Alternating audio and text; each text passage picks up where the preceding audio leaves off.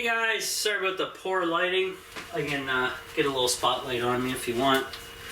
Not that you're too worried about that, I don't think.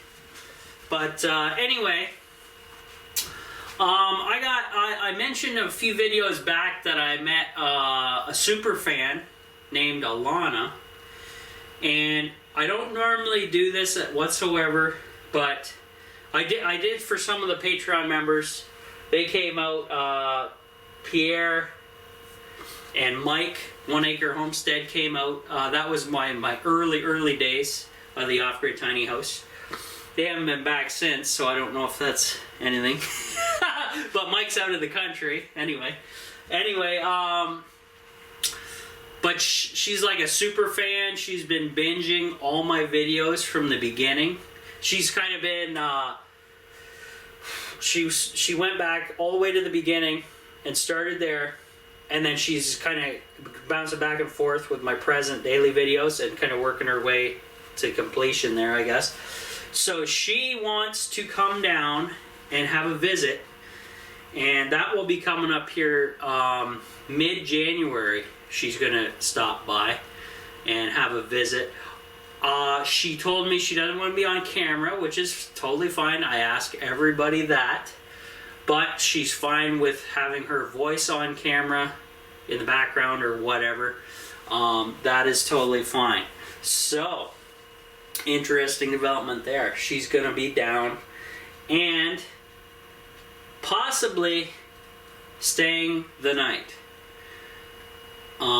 So we will see what happens with that. Yeah.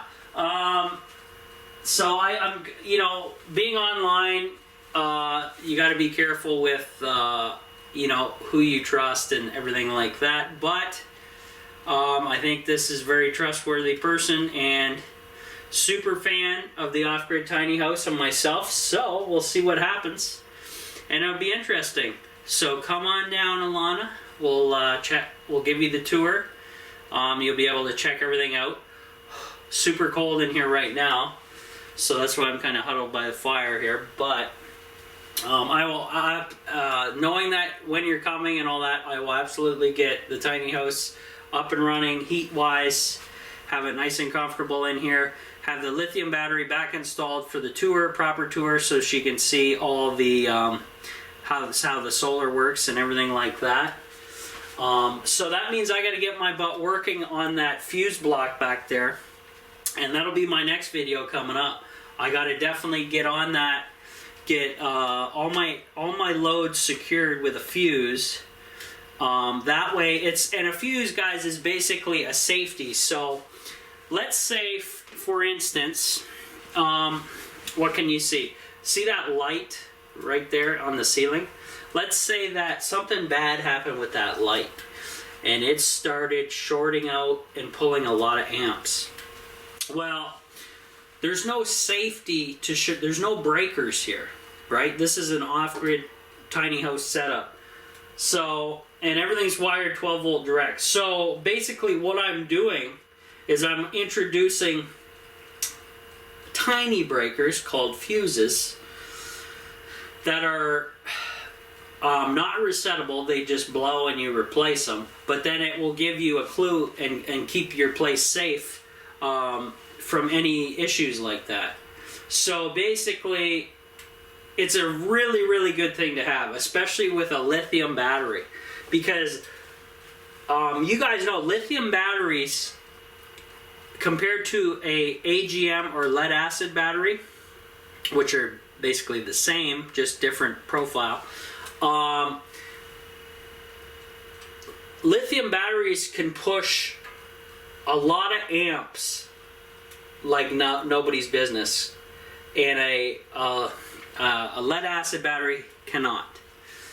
Now, what are amps? Well, amps is this stuff in electricity that will kill you if you're not careful, which means they will burn stuff if you're not careful. So that's why you want to introduce some kind of safety precaution in your off-grid setup.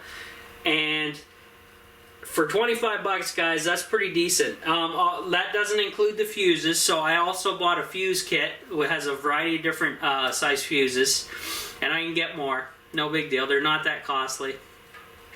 And that gives me the security that if anything, any of these Chinese, made in China stuff fails, then the fuse will stop it, cut the power off to it automatically.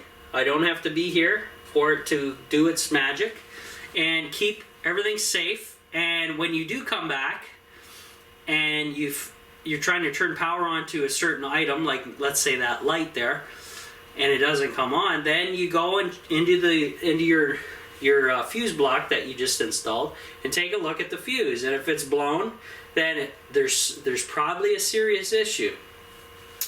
You can replace the fuse, or you can probably disable the load and replace the load with something else. But luckily, I was smart in what I wanted to install. I put in LED lighting, which doesn't draw a lot of power anyway, and it's all 12 volt, and it lights up very well. But I'm more concerned about like loads like my 12 volt fan motors and stuff like that, because motors do fail.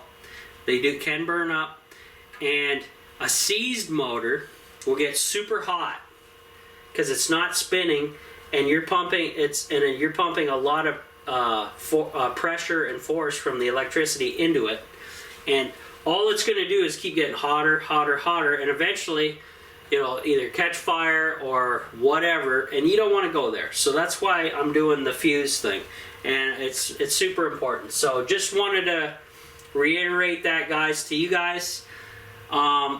Off-grid solar is awesome. Just invest a little money in the safety package. It's like you're the DIY insurance company to ensure that you don't have any issues down the road. So we'll be back, and I'll get on to that fuse block.